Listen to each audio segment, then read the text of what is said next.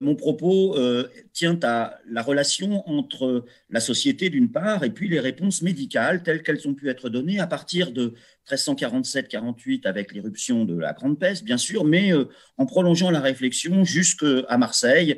En 1720, on pourrait même aller au-delà, mais enfin, je crains que les 25 minutes qui me sont imparties ne soient un petit peu courtes. Plusieurs constats, tout d'abord, c'est que l'éruption de la peste en Occident a immédiatement suscité une interrogation, une quête de compréhension dont la rationalité, en fonction de l'état contemporain des savoirs, mérite d'être soulignée.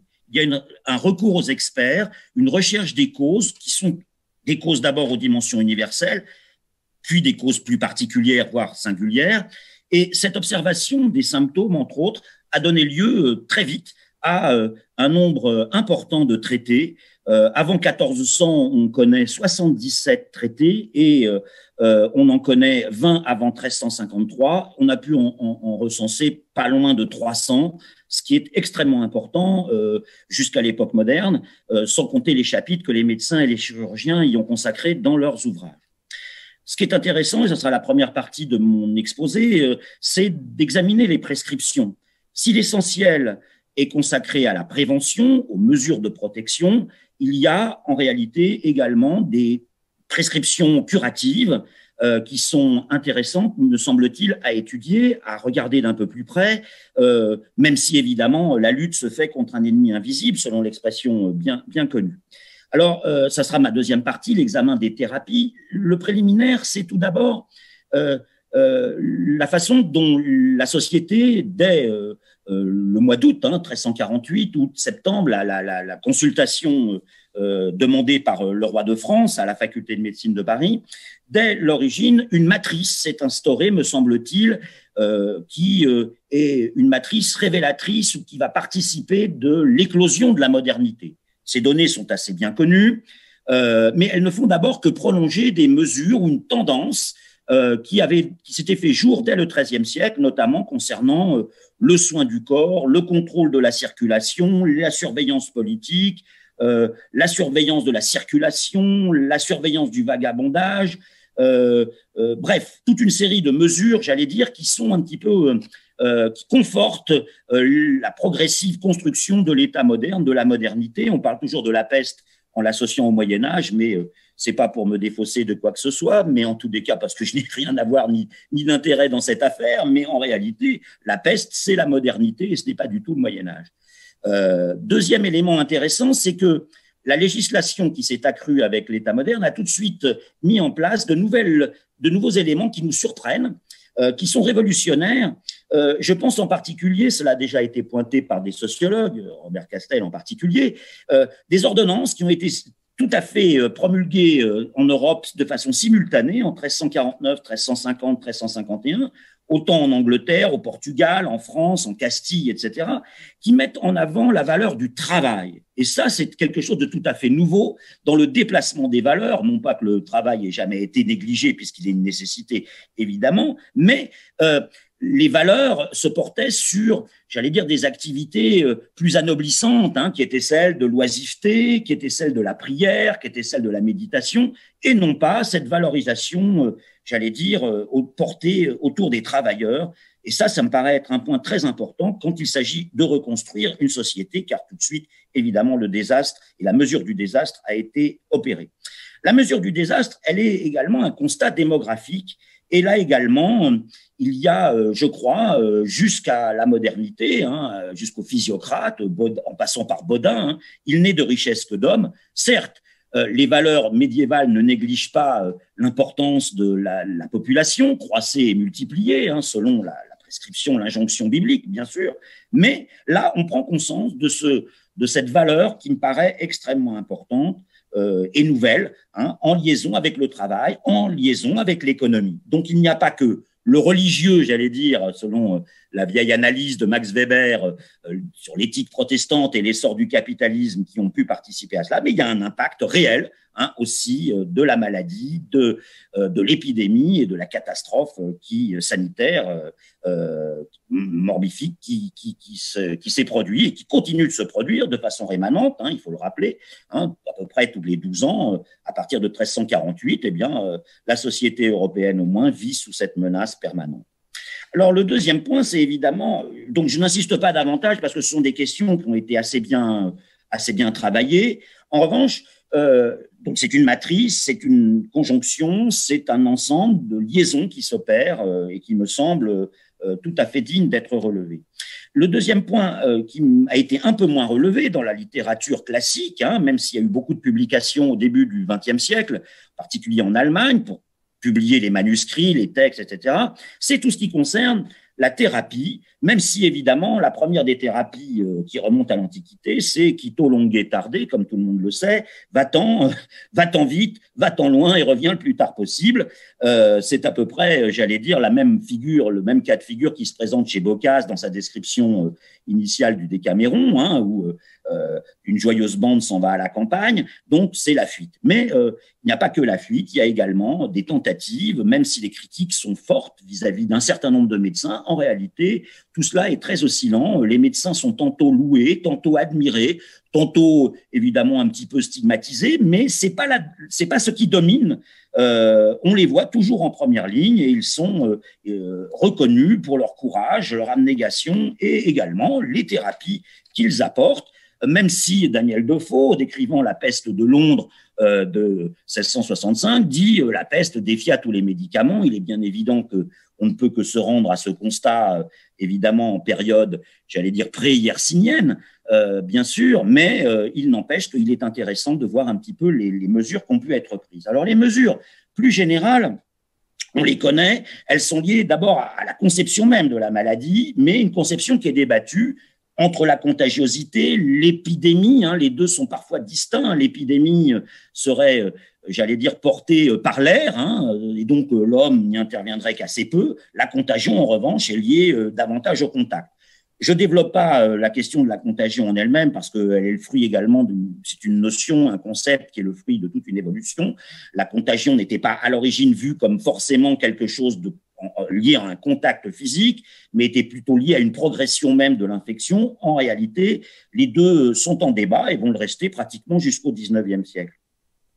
En fait, évidemment, l'environnement compte beaucoup, mais ça, c'est une donnée hippocratique de base, que cette question de l'environnement et de la prophylaxie à l'aide, en particulier, de toute une série, de tout un arsenal qui tente à, j'allais dire, lutter à travers ce qui est vu comme un signe de putréfaction, un signe de transmission, qui est celui des odeurs. On utilise évidemment des substances qui ne sont pas forcément neutres, évidemment, aucune substance ne l'est du reste, mais en premier lieu, tout le monde le sait aussi, le vinaigre, des parfums, le soufre, l'arsenic, des feux, on met toute une série de poudres avec des minéraux sur le feu de manière à produire des émanations qui sont censées éloigner la morbidité, mais également on va jusqu'à estimer que, par exemple, à Pise, au début du XVIIe siècle, on va estimer que les employés qui nettoient les latrines ou les fosses d'aisance sont immunisés par nature à cause de l'odeur forte qu'ils respirent et donc qui les préserve d'autres mauvaises odeurs. Pour Ambroise Paré, un siècle plus tôt, il recommandait, c'est intéressant, dans son traité de peste, de mettre un bouc dans la maison de manière à ce que ces odeurs puissent être également contrebalancées. Mais j'en viens plus particulièrement, le temps passant, aux questions qui sont celles des thérapies individuelles, des traitements. La conception d'ensemble, je renvoie pour les Marseillais en particulier, à résumé assez court, mais tout à fait acceptable, évidemment, de Charles Carrière, Marcel Coudurier et Ferréol Rebuffa dans leur fameux ouvrage sur Marseille-Ville-Morte, c'est évidemment à travers la transpiration, le vomissement, les purgations, la saignée, que se pratique la thérapie selon une conception d'ensemble qui est liée à la représentation du corps, à la circulation des humeurs. Il s'agit d'expulser la putréfaction, d'expulser le poison. Et l'on connaît aussi l'usage fameux, célèbre, légendaire du fameux vinaigre des 4 voleurs, hein, qui est constitué de toute une série d'ingrédients, de substances, mais qui ne sont pas neutres. Et c'est là que c'est intéressant et que ça devient intéressant, c'est-à-dire qu'en réalité, indépendamment de la connaissance objective des causes, les traitements empiriques, eh bien, ne sont pas sans effet. Je prends simplement le vinaigre des 4 voleurs, l'absinthe, la méthode hein, est assez simple, vous pouvez la pratiquer vous-même, vous regardez la composition des substances qui sont indiquées, bien évidemment avec la prudence qui sied aux différentes parties et au mode d'élaboration de la substance pharmaceutique, hein, et j'allais même dire à la période de cueillette des simples en particulier. Tout cela n'est jamais neutre, mais tout cela fait partie de connaissances très très précises qui sont d'autant plus manifestes que les autres possibilités sont absentes. Hein. Donc, on utilise dans le vinaigre des 4 voleurs d'abord le fameux vinaigre, hein, qui a une particularité majeure que tout le monde connaît, qu'il est désinfectant, qu'il est aussi hypotenseur. Et puis, on utilise l'absinthe, stomachique, apéritif, tonique, qui est un anti-inflammatoire. La reine des prés, qui est un diurétique et qui est également anti-inflammatoire. La marjolaine, qui est également digestive, calmante. La sauge, fébrifuge, antiseptique, stimulante, cicatrisante. La girofle, qui est un anesthésiant, mais qui est également bactéricide, antiseptique. Je pourrais multiplier le romarin, la marube. Marube intéressant parce qu'il y a tout un arsenal de substances qui sont liées, qui sont de qualité expectorante, qui ont des propriétés expectorantes, béchiques, et qui sont là pour lutter contre la toux, la bronchite, les affections des poumons. Par conséquent, il s'agit là aussi de traiter, ou en tous les cas d'approcher, de réduire la symptomatologie pulmonaire dans l'aspect pulmonaire que peut revêtir une des formes de peste. Donc, tout ceci n'est pas fait de manière anodine et les choses sont en place, j'allais dire, dès 1348 ou 1349, puisque la consultation demandée par le roi Philippe VI à la faculté de Paris et également les manuscrits tendraient à le faire croire simultanément ou presque à un médecin de Montpellier, puisque les manuscrits la plupart des manuscrits du XIVe siècle sont composés des 2 traités juxtaposés, la consultation parisienne et le médecin de Montpellier, et que Guy de Chauliac, en 1363, dans sa grande chirurgie, de façon très étonnante, dit s'être inspiré à la fois des médecins parisiens et montpelliérains. Je dis très étonnante parce qu'il y a une tradition, j'allais dire un peu ancienne, de rivalité hein, entre les 2 écoles. Et donc là, Guy de Chauliac n'a aucune inhibition à utiliser les deux sources d'information. Et il y a d'autant moins d'inhibition qu'en réalité, tout ceci est un copier-coller, puisqu'il utilise les substances. Guy de Chauliac ne fait rien moins que de reprendre la liste qui est donnée par la faculté de Paris et qui est donnée un peu de façon plus lapidaire par le médecin montpelliérain resté anonyme des mêmes manuscrits. Il s'agit en fait d'un électuaire thériacal hein, qui est composé de 44 substances, donc c'est un spectre qui couvre un spectre extrêmement important et je vous en passe les détails, hein, vous les trouverez peut-être, enfin vous les trouvez sûrement même dans la publication. La plupart des substances végétales en particulier sont des substances qui sont fébrifuges, antiseptiques, antibactériens, antalgiques et par ailleurs qui sont comme le dictame, par exemple, un antiseptique majeur, qui sont également des béchiques, donc qui sont liés à la lutte contre les affections pulmonaires. C'est le cas de la grandonnée, les nulles campagnes, dont on utilise la racine. Donc, il y a là, j'allais dire, des éléments convoqués qui sont des éléments efficaces et dont le spectre global, hein, important, 44 substances, c'est quand même pas rien, jusqu'au camphre, hein, qui est un anti-inflammatoire, un analgésique, qui calme les douleurs, comme tout le monde le sait. Eh bien, tout ça est repris pratiquement systématiquement par tous les médecins qui vont suivre jusqu'au XVIIe, XVIIIe siècle. Je pourrais vous en donner une liste, on pourrait comparer les substances. Je noterai simplement un élément qui ne vient pas d'un médecin, mais qui vient de la chronique d'Aquilée, l'Aquila, qui est la chronique de Buccio di Ranallo dell'Aquila, qui a été écrite dès 1363. Et lui, il donne de nombreux détails dans cette chronique urbaine. Et en particulier, il indique que les applications thérapeutiques qui ont été utilisés sont d'une part ce qu'il appelle la draganti, c'est-à-dire en réalité le dragunculus, la dragunte, qui est la serpentaire commune, et qui est une plante assez commune, qui a une propriété essentielle qui est résolutive en cataplasme ou en pansement contre les abcès. Elle est donc, à mon avis, liée à une efficacité cherchée contre les bubons. Et puis, une deuxième substance qui est mentionnée, c'est ce qu'il appelle Manus Christi. Alors, on a pu penser que c'était du manuscrit, mais il faut décomposer. En fait, il s'agit de la main du Christ, il faut lire à haute voix. Et la main du Christ, en réalité, je vous passe les détails d'identification qui prennent quelque temps parfois entre les différents ouvrages de référence qu'il faut consulter, les pharmacopées médiévales mais également modernes, pour arriver Nicolas Lemery, le fameux Nicolas Lemery à travers sa pharmacopée universelle entre autres, jusqu'au XIXe siècle, la pharmacopée de Dorveau, et qui nous conduit à identifier derrière Manus Christi le sucre rosa perlé, c'est-à-dire une composition de sucre auquel on associe des perles broyées, et ceci est censé lutter, dans toutes les pharmacopées, c'est indiqué comme étant une thérapie devant lutter contre les affections pulmonaires. Le temps passant, je n'ai pas le temps, évidemment, de détailler davantage d'autres auteurs, Girolamo Manfredi à Bologne, par exemple, Ambroise Paré, qui ne fait que reprendre la liste de Chauliac ou du compendium parisien, en y ajoutant l'idée que les 44 substances de Chauliac, entre autres, il les administre sous une forme de distillation, la distillation de ces substances, alors que ce n'était pas précisé avant. Daniel Defoe, dans son journal de l'année de peste, évidemment dénonce les charlatans, les baladins, les escrocs qui n'ont pas manqué de se manifester.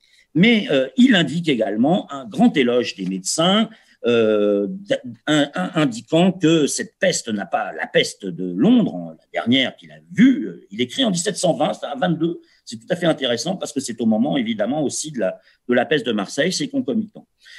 Il indique également le rôle des médecins de façon très importante, en particulier la gamme de drogues bonnes et utiles, dit-il. Les médecins pouvaient en faire ou en tirer une variété infinie de médecine, comme les carillonneurs tirent des centaines d'airs différents en changeant l'ordre des 6 cloches seulement, toutes ces préparations devant être réellement excellentes. Diversité des médecines, diversité des médecins, diversité des expériences, mais également diversité des cas, et en l'occurrence, le spectre, encore une fois, l'étendue, j'allais dire, de ces thérapies qui groupent de nombreuses substances, ont une vocation universelle. Et c'est par là que je conclurai tout simplement en indiquant que cet impact de la thérapie me semble dépasser la simple quête d'efficacité que l'on ne peut pas remettre en doute, même si évidemment, encore une fois, les causes de la maladie ne sont pas connues. Mais l'impact de cette thérapie me paraît tout à fait important à souligner. La thériaque, elle est d'abord le fruit d'une conception holiste de la thérapie, c'est-à-dire qu'il s'agit de mêler plusieurs substances de manière à en conjuguer les effets, j'allais dire à couvrir le champ le plus large des symptômes, évidemment. Deuxièmement, il faudrait resituer cette pharmacopée dans le cadre d'autres thérapies prescrites pour des maladies nouvelles qui apparaissent ou qui ressurgissent à partir du XVIe, XVIIe siècle. On le sait, la syphilis, la tuberculose, la variole, un peu plus tard, le choléra, et on s'aperçoit que, là encore, des analogies, des contaminations, on pourrait dire, dans les expériences thérapeutiques sont faites de la même manière. Et puis, il y a une quête des substances thérapeutiques, une quête des substances nouvelles. On le voit en particulier, certes, il était hypocondriaque, mais dans les expéditions qui sont commanditées par Louis XI, jusqu'en Afrique, pour aller chercher des substances merveilleuses qui permettraient de guérir en particulier toutes ces pestes, toutes ces fièvres pestilentielles. On voit également le phénomène se reproduire à la fin du XVe siècle, l'ascension du Mont Aiguille en 1492, commandité par le roi Louis XII, eh bien n'est pas moins importante. Cette montagne qui marque la première ascension, la découverte d'un nouvel univers, non pas sur le plan horizontal, mais sur le plan vertical, la recherche d'un paradis, d'une graine de paradis, d'une certaine manière, c'est également une quête thérapeutique. Hein, le sommet du Mont Aiguille, qui est en fait une table, un plateau, est découverte comme un véritable jardin d'Éden, parsemé de toutes les substances possibles qui doivent rentrer dans la pharmacopée pour soigner l'humanité. Il y a donc là j'allais dire également un moteur. Hein, j'évoquais tout à l'heure un moteur économique dans l'analyse que les contemporains ont pu faire de la catastrophe, mais également un moteur. La thérapie est un moteur. On cherche de nouvelles substances et donc on va découvrir le monde pour trouver ces nouvelles substances. Et puis je terminerai également par cette dynamique qui est celle que va, fuit loin et revient le plus tard possible. Il y a également une dimension psychologique qui me paraît importante à souligner, puisque partir à la découverte du monde, et c'est la caractéristique des 16e, 17e, 18e siècles, c'est également la quête d'un ailleurs, c'est la quête, c'est une forme de fuite certes, mais c'est aussi la quête d'un monde meilleur. Et ça, je crois que ça nous permet, quoi qu'il en coûte, comme disaient Daniel Defoe et Guy Chauliac également, eh bien, quoi qu'il en coûte, de garder l'espoir. Merci de votre attention.